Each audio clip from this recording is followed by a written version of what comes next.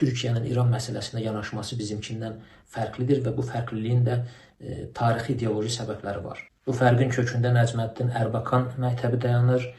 Türkiyədə bilirsiniz, siyasal İslamçı düşərgənin əsas ideoloqlarından biridir Ərbakan və ona görə Böyük Orta Doğu layihəsi ABŞ-İsrail mərkəzli bir parçalama planıdır. Bu plana görə birinci İraq bölüb parçalanacaq, sonra Suriya, daha sonra İran və nəhayət növbədə Türkiyədir. İraq və Suriyada baş verənlər siyasal İslamçı çevrələrdə bu yanaşmanı, belə deyək, bir dogma halına gətirdi. Yəni şübhə altına alınmayan, doğruluğuna inanılmış bir həqiqətə. Ərdoğan və AKP-də bilirsiniz ki, siyasal İslamçı düşərgədən çıxmadır və bu düşərgədən çıxanların da hamısında Ərbakanın bu Böyük Orta Doğu layihəsi, doktrinası bir ideoloji kod kimi durur. 12 günlük müharibə İran-İsrail arasında və İran ətrafında baş verən gərginliklərdən bu düşüncəni doğru çıxmış proqnoz kimi daha da sümükləşdirdi.